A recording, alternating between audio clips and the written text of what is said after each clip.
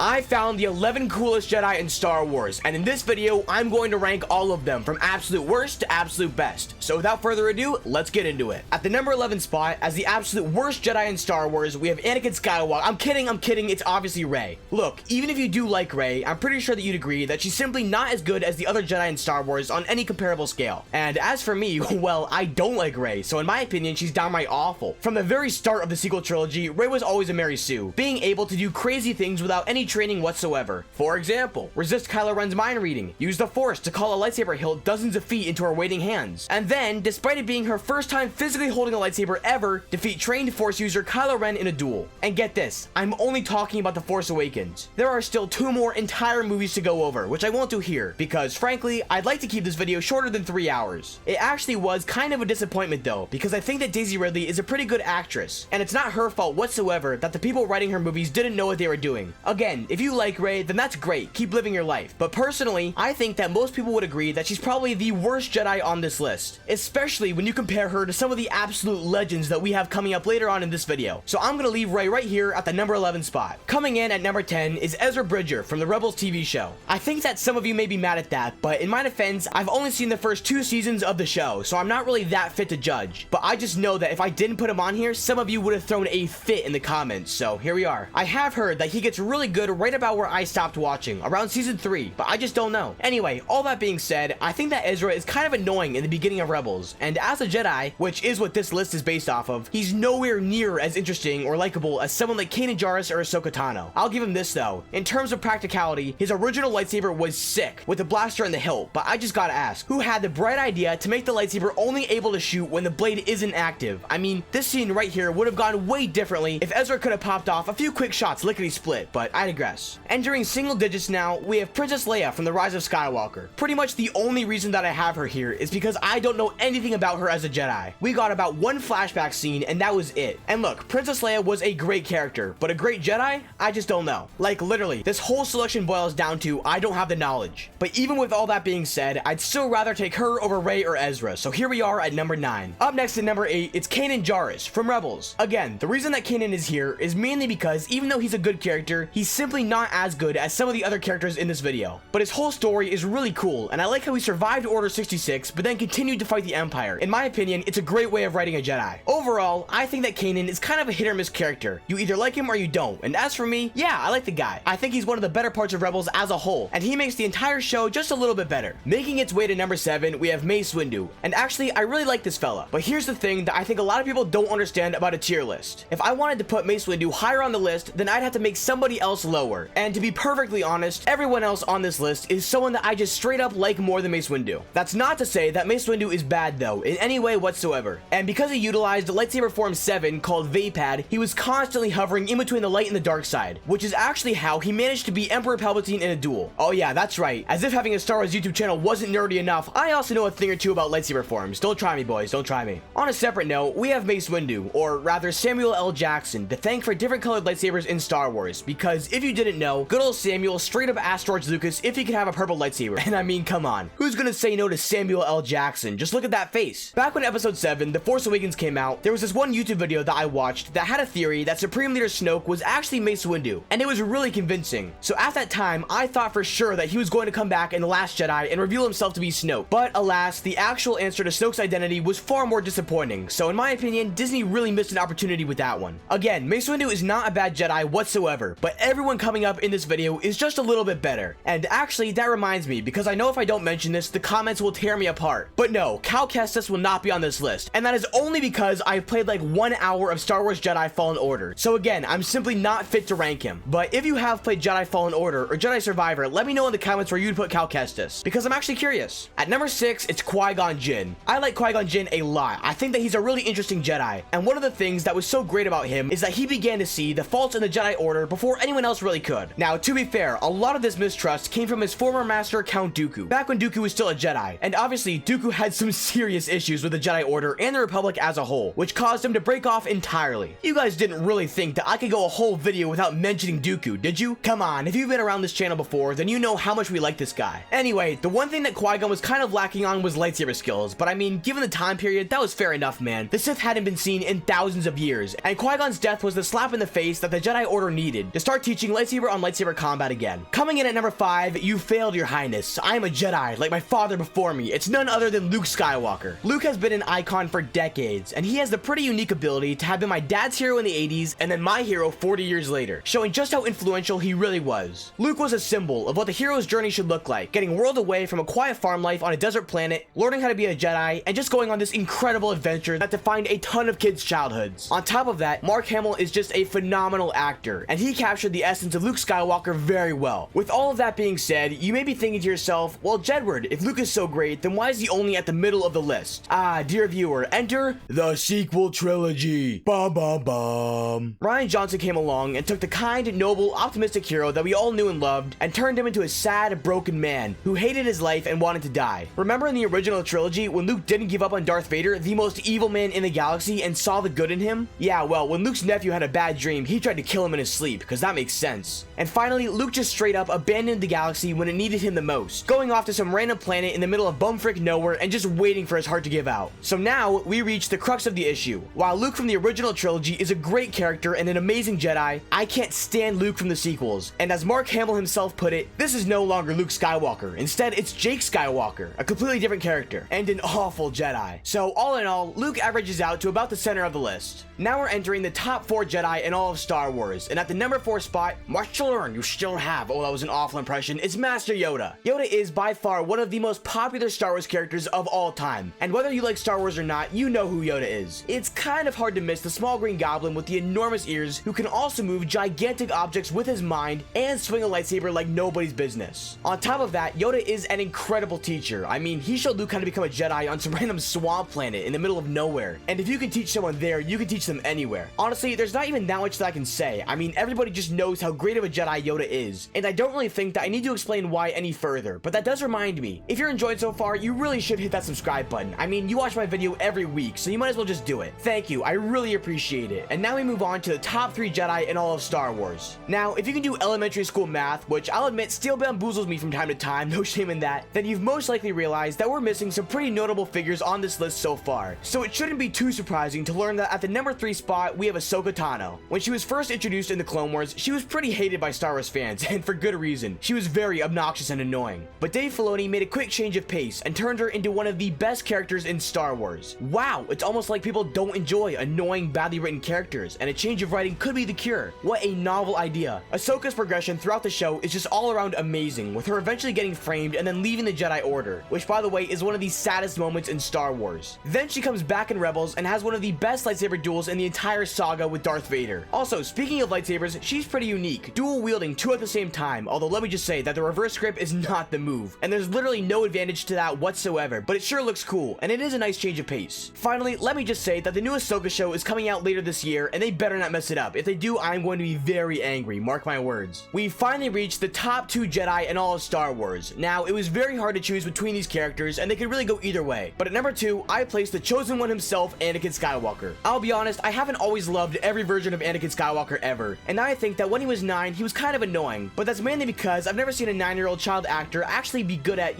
acting. Although Jake Lloyd in no way deserved any of the hate that followed him, and showed that Star Wars fans can be really evil sometimes. I mean, they ruined this guy's life. However, peak Anakin was definitely in the Revenge of the Sith and the Clone Wars, and I don't think anyone would disagree with that. Personally, in my opinion, I thought that he was slightly better in the Clone Wars, just because I think that it fleshed out his character a little more, and you could see his journey to the dark side a little more clearly. He was so close to being at the number 1 spot as the best Jedi in Star Wars, but I'm sorry, it takes a lot to beat the final character on this list, who is none other than the one and only Obi-Wan Kenobi. Everybody alive loves this character, and everything about him is great. From his devotion to the Jedi, to his quick wit, to his skill with a lightsaber. He is definitely one of the best characters from Episode 3, Revenge of the Sith, and if you want to know who's the best character from every Star Wars movie, then you have to check out this video right here. It goes over it very clearly, and I think you'll really like it. Thanks for watching, and be sure to subscribe.